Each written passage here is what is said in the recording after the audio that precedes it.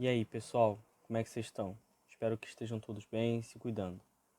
Vamos dar início então a mais uma das nossas videoaulas, mais uma semana, e a gente vai fechar hoje os assuntos para a avaliação de semana que vem, tá bom? Vamos lá.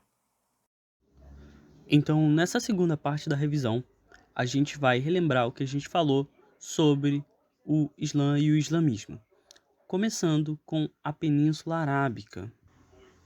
Então, essa região era coberta por desertos, muito quente, com pouca água e pouca vegetação.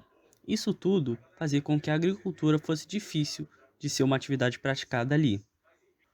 Nessa região existiam alguns oásis, que eram locais no deserto que tinham água e facilitava a sobrevivência das pessoas e dos animais, já que era uma região muito seca. A região onde possuíam oásis era bem visada pelas pessoas que habitavam aquela região.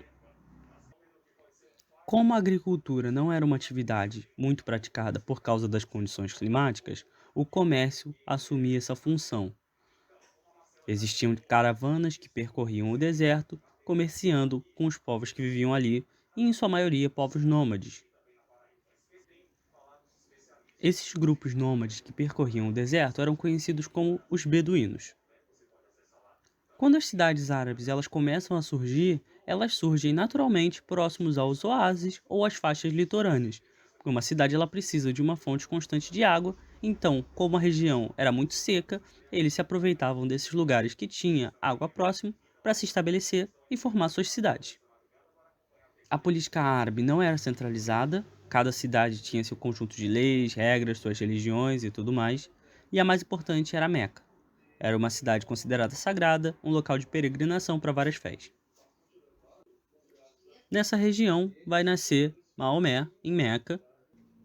Ele fica órfão muito cedo e fica sob o cuidado de tios e avós. Durante a adolescência ele cuida dos pastoreios, até o momento em que o Maomé entra em contato com essas caravanas que cruzavam o deserto e acaba seguindo elas, embarcando em várias viagens por todo o território da Península Arábica. Nessas viagens, ele entra em contato com várias religiões diferentes, o cristianismo, o judaísmo e também as religiões pagãs da Península Arábica. Quando Maomé está com aproximadamente 25 anos, ele se casa com uma mulher rica e isso faz com que ele tenha uma estabilidade econômica, e aí ele passa a se dedicar à meditação e estudos.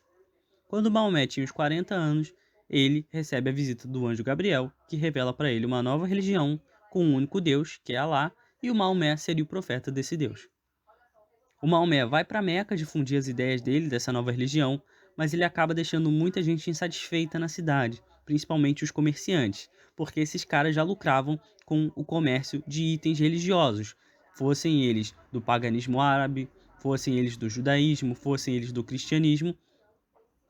E aí, quando Maomé chega com essa nova ideia de religião, os comerciantes se veem ameaçados de perder esse comércio que eles tinham com essa nova religião do Maomé. E aí, esses comerciantes vão ameaçar o Maomé e ele é obrigado a fugir para a cidade de Medina. A fuga de Maomé da cidade de Meca para a cidade de Medina marca o início do calendário islâmico, que é conhecido como Hégira. O Maomé estrutura melhor essa religião dele e aí surge o islamismo. Durante a fuga do Maomé, quando ele sai de Meca, ele leva com ele já muitos seguidores. E depois de muitos anos em Medina, ele retorna com seus seguidores para a cidade de Meca, invade a cidade e destrói os símbolos religiosos pagãos. Quando Maomé morre, os seguidores dele escrevem seus ensinamentos no Alcorão, que é o livro sagrado que contém os princípios de Alá. E os 5 pilares do islamismo são declarar-se fiel a Alá e a Maomé, orar 5 vezes por dia, voltado para Meca, uma vez na vida fazer uma peregrinação para Meca, jejuar durante o mês do Ramadã, dar esmolas e ajudar os pobres. Com a morte do Maomé, eles precisam ter um novo governante, um novo líder.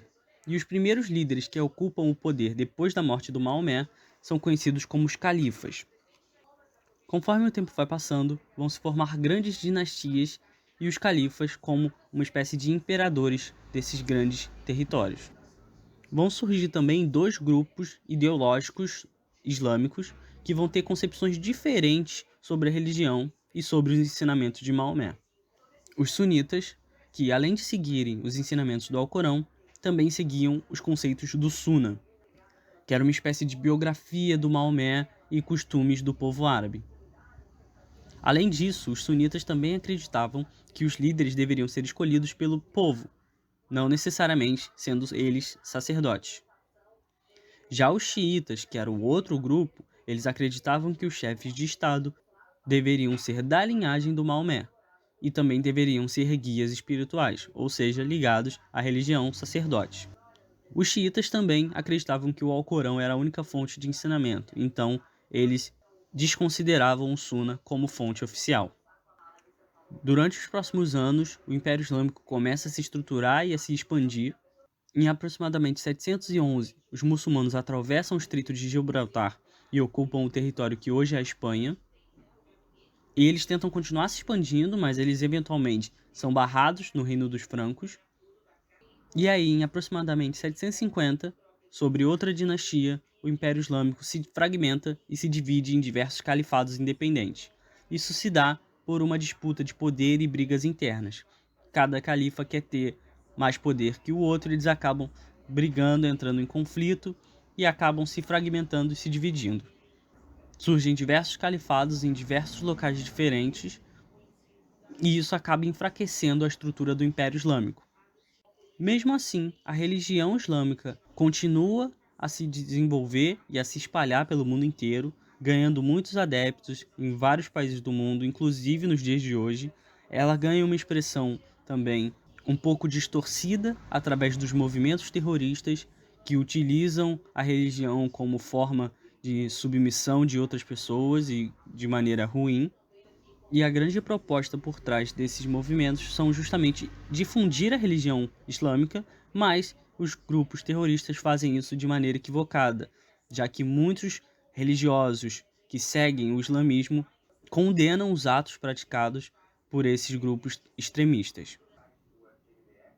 Então, só relembrando um pouquinho, a gente já falou disso mais detalhadamente lá na nossa aula 7. Só para a gente dar uma revisada, dar uma relembrada, qualquer coisa, entrem de novo na aula 7, assistam novamente, porque vai ser um dos tópicos que vai cair na nossa prova, na nossa avaliação, juntamente com o Império Romano e o Império Bizantino.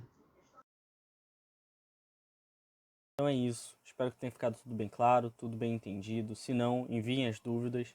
Semana que vem é a nossa avaliação, então estudem bastante. Eu vou deixar em anexo também um arquivo com os conteúdos que vão cair.